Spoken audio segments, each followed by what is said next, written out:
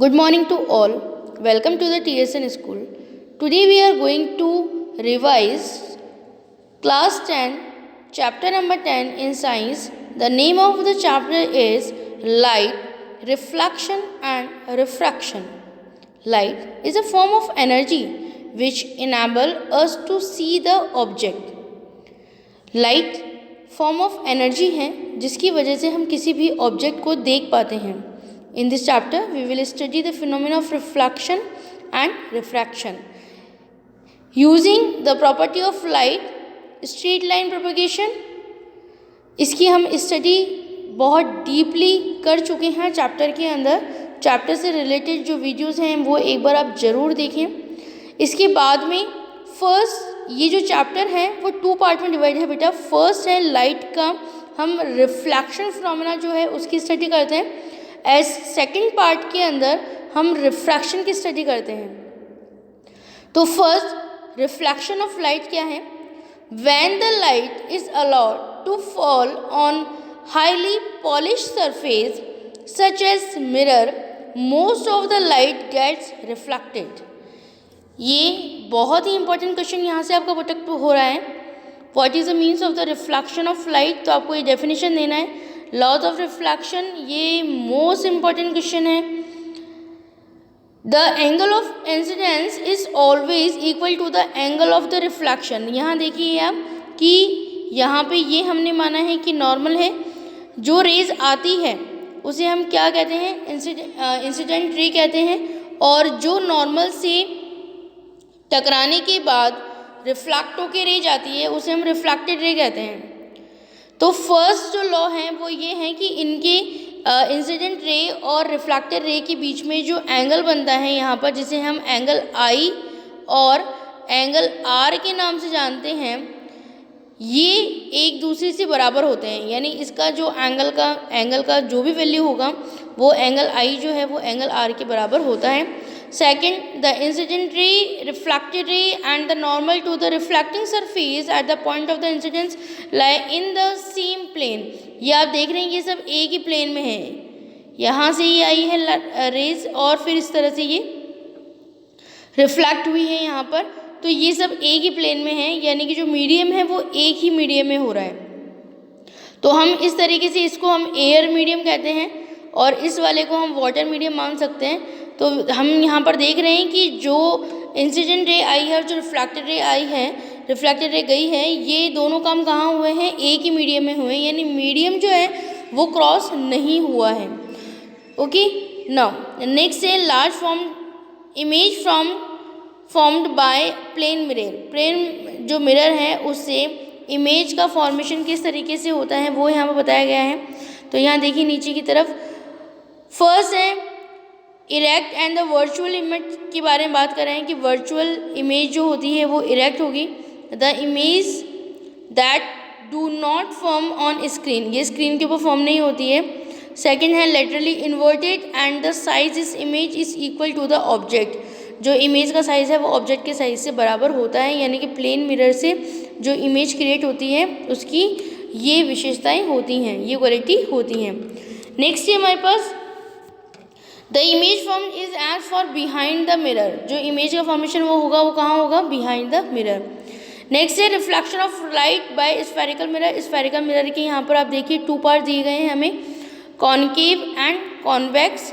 Reflecting side यदि बाहर की तरफ है, रिफ्लेक्टिंग साइड यदि बाहर की तरफ है तो फिर वो क्या कहलाएगा हमारा?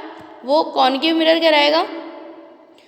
नेक्स्ट, अगर रिफ्लेक्टिंग सरफेस अंदर की तरफ है तो उसे हम क्या कहेंगे? कॉन्वेक्स मिरर कहेंगे. ठीक है, कॉन्वेक्स मिरर को डाइवर्जिंग मिरर के नाम से जाना जाता है. और जो केव ये जो वर्ड आ रहा है पीछे की तरफ, आप इसके बारे में ध्यान रखें. कॉनकेव पीछे की तरफ केव आ रहा है, that means it is a converging mirror. इसके बाद में few basic terms related to spherical mirror. कुछ रिलेटेड टर्म्स दी गई हैं स्फेरिकल मिरर की, तो वो कौन कौन सी हैं वो देखें यहाँ पर आप. पी एफ स्मॉल में, F capital, then R, then C. यहाँ पर ये जो लाइन यहाँ पर अटैच करके बताते हैं, इसे हम क्या कहते हैं, प्रिंसिपल एक्सिस कहते हैं। आर रेडियस ऑफ कर्वेचर हो गया, सी कर्वेचर एंड एफ जो है फोकस है, एफ और पी के बीच की जो दूरी है उसे फोकल लेंथ के नाम से जाना जाता है। तो इस तरीके से हमें इन पॉइंट्स की नेम के बारे में पता होना चाहिए। नेक्स्ट है principal axis, line joining the pole and the centre of the curvature to be a spherical mirror. जो लाइन जॉइन हो रही है वो प्रिंसिपल एक्सिस कहलाती है। Pole the geometrical central point of the reflecting spherical surface. यहाँ जो spherical surface के बीच के अंदर आप ये जो पॉइंट देख रहे हैं इसको हम क्या कहते हैं, पोल कहते हैं। तो इनकी जो डेफिनेशन है ये पार्ट इंपॉर्टेंट है हमारा। फिर centre of curvature, radius of curvature, focus point, focal length and relationship between the focal length and the radius of the curvature, उसके बारे में हमें जरूर पता होना चाहिए। यहाँ से जो है वो आपके 1 मार्क्स के क्वेश्चन पुटअप हो रहे हैं कि कोई भी डेफिनेशन यहाँ से आपके पास आ सकती है। Image formation wise spherical mirror, spherical mirror से कौन कौन सी इमेज फॉर्मेशन होती है उसके बारे में दिया गया है। तो इसकी जो डिटेल स्टडी है वो चैप्टर से रिलेटेड जो वीडियो था उसके अंदर मैंने आपको हर एक पार्ट को बहुत डीपली स्टडी कराया है, तो वो आप ज़रूर देखें। नेक्स्ट ये हमारे पास में इसके अलग अलग पार्ट दिए गए हैं मिरर से रिलेटेड। नेक्स्ट ये सब कुछ लास्ट में बताया गया है। The image will only form when 2 or more rays meets at point. Image formation by a concave mirror for a different position of the object. तो यहाँ पर ये जो दिया गया है ये कॉन्केव मिरर के बारे में दिया गया है आपको, और अलग अलग पार्ट जो है उसकी स्टडी की है हमने। जैसे कि ऑब्जेक्ट एट इन्फिनिटी जो रखा गया है तो इमेज फॉर्मेशन कैसा होगा, position of the image at focus and the nature कैसा होगा उसका, रियल और inverted. Next object beyond C, अगर बियॉन्ड सी हो ऑब्जेक्ट तो पोजीशन ऑफ इमेज जो होगी बिटवीन एफ एंड सी होगा and the nature is real and the inverted. Object at C, जब सी के ऊपर ही ऑब्जेक्ट रख दिया है हमने, सेंटर ऑफ कर्वेचर के ऊपर यदि हमने ऑब्जेक्ट रखा है तो पोजीशन ऑफ इमेज क्या होगी, सी पर ही होगी। ये देखिए आप इसका जो डायग्राम है यहाँ पर हम लोगों ने ऑब्जेक्ट रखा है और जैसे इसके नीचे ही इसका जो इमेज है वो क्रिएट हो रहा है। नेक्स्ट है हमारे पास में object between C and F, position of image जो है बियॉन्ड सी होगी और नेचर जो होगा वो रियल एंड इन्वर्टेड होगा। ऑब्जेक्ट एट एफ, जब हमने फोकस के ऊपर ही ऑब्जेक्ट को रख दिया है तो उस कंडीशन के अंदर क्या होगा, पोजीशन ऑफ इमेज जो होगी वो इन्फिनिटी पे बनेगी। यहाँ पर देखिए ये मीट नहीं हो रहे हैं आपस में, और लेकिन ये जो लाइन है वो क्या है, एक दूसरे के पैरेलल हैं, तो हम ये कहते हैं कि आगे जाके किसी न किसी पॉइंट के ऊपर ये ज़रूर मिलेंगे, इसीलिए इसका जो नेचर होगा वो रियल और इन्वर्टेड ही होगा। लेकिन यहाँ पर देखिए अब 6th वाला जो पार्ट है, object between F and P, जब ऑब्जेक्ट एफ और पी के बीच में रखा गया है तो जो लाइंस होती हैं वो एक दूसरे के पैरेलल नहीं होती हैं, इसीलिए हम इसको पीछे की तरफ लेके जाते हैं, पीछे की तरफ बढ़ाते हैं, तो रियल के अंदर लाइंस कट नहीं होती, इसीलिए तो नेचर जो होगा वो इमेज का कैसा होगा, वर्चुअल एंड इरेक्ट होगा। Image formation by convex mirror, convex mirror से ये जो केस है उनकी स्टडी करेंगे। एक तो ऑब्जेक्ट एट इन्फिनिटी, जो ऑब्जेक्ट इन्फिनिटी पे रखा है तो ये रेज आ रही हैं, रेज इसके ऊपर हिट करने के बाद में ये आगे रिफ्लेक्ट हो जाती हैं, तो ये आपस में नहीं मिलती हैं, तो हम इसे मानते हैं कि यदि हम इसे आगे बढ़ाते हैं ये तो ये एफ के ऊपर मीट होती हैं, तो साइज ऑफ इमेज क्या होगा, हाईली डैमेज्ड, और नेचर कैसा हो जाएगा, वर्चुअल एंड इरेक्ट होगा। नेक्स्ट है आपके पास में object anywhere between infinity and pole of the mirror, infinity और मतलब अनंत और पोल के बीच के अंदर यदि हम ऑब्जेक्ट को रखते हैं तो क्या होगा, साइज़ कैसा होगा, बहुत छोटा होगा, वेरी स्मॉल साइज होगा, नेचर कैसा होगा, वर्चुअल एंड इरेक्ट टाइप का होगा। यूज़ ऑफ कॉन्केव मिरर, ये आपका इंपॉर्टेंट है, 1 मार्क्स में या 1.5 मार्क्स में आपके पास आ सकता है। कॉन्केव एंड कॉन्वेक्स मिरर की जो यूजेस हैं वो, इसके बाद में साइन कन्वर्शन जो है वो दिया गया है, तो ये देखिए +x इधर -x +y एंड -y, तो यहाँ आपको ये बताया गया है कि कौन कौन से केसेस के अंदर कब आपको जो साइन है वो पॉजिटिव लेना है, कब आपको नेगेटिव लेना है। नेक्स्ट है मिरर फार्मूला आपको दिया गया है, तो मिरर फार्मूला जो है वो बहुत अच्छे तरीके से आप अच्छी तरीके से तैयार कर लें, क्योंकि न्यूमेरिकल प्रॉब्लम जो है वो इस पर काफ़ी बेसिस होती हैं। मिरर फार्मूला आपका है 1/f = 1/v + 1/u। Okay, now next है मैग्नीफिकेशन। मैग्नीफिकेशन को पूरा सॉर्ट आउट करने का जो तरीका है वो आपको चैप्टर से रिलेटेड वीडियो के अंदर दिखाया गया है, बहुत डीपली स्टडी दी है, तो आप ज़रूर इसको देख लें एक बार। यहाँ पर आप ज़रूर ध्यान रखें कि मैग्नीफिकेशन यदि स्मॉलर देन है 1 से तो इमेज मैग्नीफाइड होगी, यदि m और 1 एक दूसरे के बराबर हैं तो इमेज सेम साइज होगा, और m जो है मैग्नीफिकेशन जो है वो स्मॉलर देन है 1 से तो इमेज इज डैमेज होगी। तो यहाँ पर ध्यान रखें कि m जब ग्रेटर देन है 1 से तो इमेज मैग्नीफाइड है, और m जो स्मॉलर देन है 1 से तो इमेज जो है वो डैमेज टाइप की होगी। नेक्स्ट है हमारे पास में रिफ्रैक्शन जो है वो पार्ट जो है वो स्टार्ट हो गया है। रिफ्रैक्शन के बारे में बताया गया है कि जब इंसिडेंट रे आ रही है तो उसके बाद में उसको जाना तो इस तरीके से चाहिए था, लेकिन ये अंदर की तरफ है ना, अंदर की तरफ जो है नॉर्मल के पास में जो रेज है वो चली जाती हैं, तो क्या होगा, towards bends towards normal after refraction when ray travel from a rare to the denser. जब रेयर से डेंसर के अंदर आती है, ये देखिए ऊपर की तरफ, यहाँ पर रेयर है और यहाँ पर डेंसर है, तो रेयर से डेंसर की तरफ आती है, it's bands towards the normal, तो ये नॉर्मल की तरफ चली जाती है आफ्टर रिफ्रैक्शन। और यदि ऊपर डेंसर है और नीचे रेयर है तो फिर ये क्या होगा, अवे हो जाएगी, bands away from normal. Next है ये इंपॉर्टेंट क्वेश्चन है आपका, refraction through a rectangular glass slab. Glass slab से किस तरीके से रिफ्रैक्शन का प्रोसेस कंप्लीट हो रहा है, तो यहाँ पर ये जो एंगल्स फॉर्मेशन हो रहे हैं आप इसका ज़रूर ध्यान रखें, यहाँ से इंपॉर्टेंट क्वेश्चन पुटअप होता है। नेक्स्ट है हमारे पास में इसका पूरा डिटेल से दिया है, laws of the refraction of the light. इसके कौन कौन से लॉज हैं तो आप यहाँ पर ध्यान रखें, साइन आई जो है, sine i upon sine r is equal to r, यानी कांस्टेंट रहेगा, और sine i upon sine r n2 और n1 से हम लोग इसको रिप्रेजेंट करेंगे।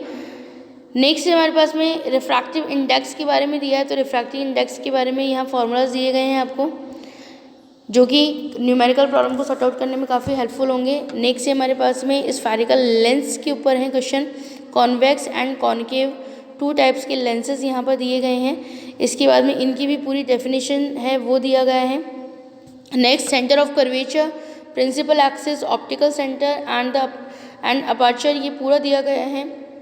इसकी जो डेफिनेशन है उससे इंपॉर्टेंट क्वेश्चन पुटअप होते हैं हमारे पास में। What to understand by the principal axis, what is the centre of curvature, तो यहाँ पर इनकी डेफिनेशन आपको पता होना बहुत ज़रूरी है। नेक्स्ट है हमारे पास में ड्रॉ, जो लेंस डायग्राम है उन्हें ड्रॉ करने के बारे में बताया गया है। तो फर्स्ट आप यहाँ पर देखिए कि ये कॉन्वेक्स लेंस शो किया गया है और नीचे की तरफ जो है वो कॉन्केव लेंस है। ओके, अब इससे रिलेटेड जो पार्ट है इसकी डीपली स्टडी आपको चैप्टर से रिलेटेड वीडियो के अंदर दी गई है, तो आप उसको ज़रूर देखें, और इसके जितने भी पार्ट हैं उनका आपको डायग्राम ड्रॉ करना ज़रूर आना चाहिए।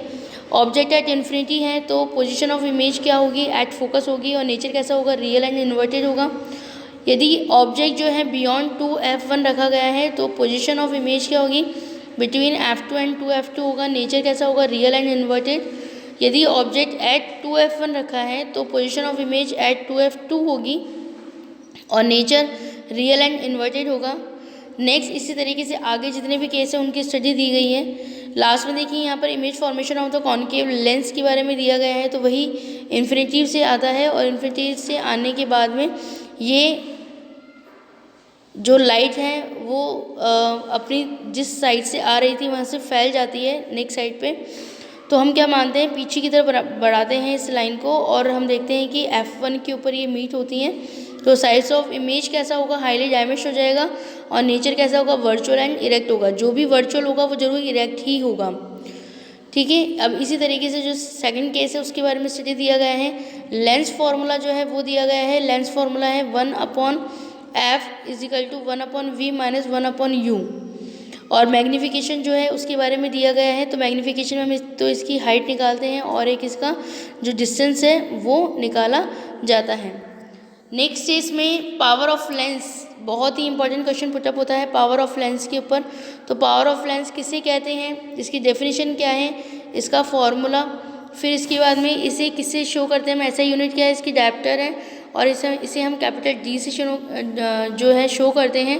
1 डायप्टर और 1D जो है वो शो किया गया है। तो ये 1 डायप्टर जो है 1 मीटर-1 के बराबर होता है। तो आपको ये बहुत अच्छी तरीके से आपको इसकी तैयारी करनी है। लास्ट 5 ईयर्स के एग्ज़ाम के अंदर भी ये क्वेश्चन पुटअप हो गया है, तो आप इसके बाद अच्छे तरीके से तैयारी कर लें। ठीक ये वाला पार्ट है, इसको भी हमें देखना है, मैग्नीफिकेशन वाले पार्ट को। और लास्ट यहाँ पर बताया गया है कि power convex lens converging lens is always positive and power of concave lens of diverging lens is always negative. तो आपको यहाँ ध्यान रखना है कि यदि पावर जो है वो कॉन्वेक्स लेंस के बारे में बात कर रहे हैं हम लोग, तो वो क्या होगा कि ये ऑलवेज पॉजिटिव होगा। और यदि पावर ऑफ कॉन्केव लेंस जिसे कि हम डाइवर्जिंग लेंस भी कहते हैं, तो इसके लिए हमेशा नेगेटिव ही होगा। नेट पावर को निकालने का फॉर्मूला क्या है, ये है P=P1 + P2 + P3, और जितना भी इसमें ऐड होगा वो एक साथ लेते हैं हम। आई होप कि चैप्टर का जो रिवीजन वीडियो है वो आपके लिए काफ़ी हेल्पफुल रहा होगा। एक बार आप इस चैप्टर का जो रिवीजन है, उस चैप्टर से रिलेटेड जो वीडियो हमने अपलोड किए थे, वो ज़रूर आप उसकी स्टडी कर लें। ये बहुत ही इंपॉर्टेंट चैप्टर है, इसमें से बहुत सी numericals and internal and external question जो हैं वो पुटअप होते हैं। थैंक यू वेरी मच बेटे।